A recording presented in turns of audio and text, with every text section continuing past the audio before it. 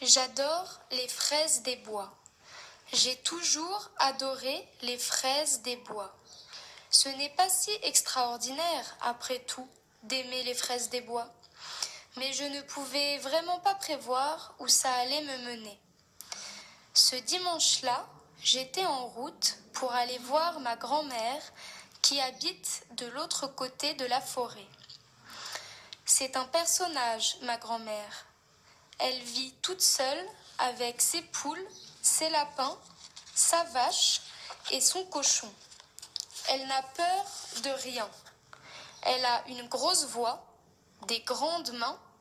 Il vaut mieux éviter de mériter une claque, sinon on se retrouve avec la joue rouge comme une fraise des bois géante. Elle se promène toujours avec un grand bâton, très solide, sous prétexte qu'elle commencerait à avoir du mal à marcher. Mais c'est même pas vrai. Je l'ai vue courir l'été dernier à la poursuite d'un renard qui avait essayé d'entrer dans le poulailler. Le bâton levé et la robe un peu remontée dans l'autre main pour pouvoir faire de plus grandes enjambées. Eh bien, je peux vous dire que le renard a dû avoir la peur de sa vie et qu'il n'a sûrement jamais couru aussi vite. Et il avait intérêt, parce que si grand-mère l'avait attrapé, il aurait passé un sale quart d'heure. Grand-mère est revenue, à peine essoufflée, en grommelant.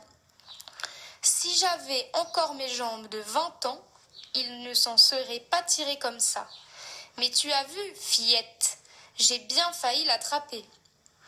C'est une spécialité de ma grand-mère de m'appeler fillette. Je n'aime pas trop ça. Je lui ai déjà dit, mais ça l'amuse encore plus. Elle est taquine, ma grand-mère, et elle n'a peur de rien. Dans sa petite maison isolée, l'hiver, parfois, ce n'est pas drôle. Mes parents lui ont proposé de venir habiter chez nous. Mais pensez donc, chez vous? Mais je vais étouffer, mes pauvres enfants. J'ai besoin d'air, d'espace. Et puis, où est-ce que je mettrai mes bêtes dans votre appartement? Il n'y a pas la place. Je ne crois pas que mes parents avaient l'intention d'héberger aussi les animaux de grand-mère. Mais manifestement, grand-mère n'envisageait pas de s'en séparer. Pas question.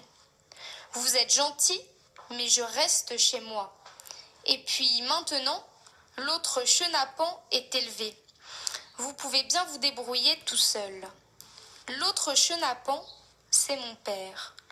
Maman trouve que grand-mère ne devrait plus l'appeler comme ça. Elle dit que, pour un instituteur, ça ne fait pas très sérieux. Et que, si un jour ses élèves l'apprenaient, il serait la risée du quartier.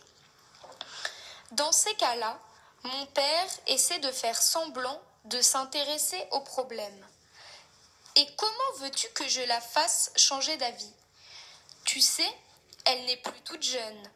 Mais moi, je sens bien qu'il n'est pas complètement fâché que sa mère l'appelle encore chenapan. C'est vraiment un cas, ma grand-mère.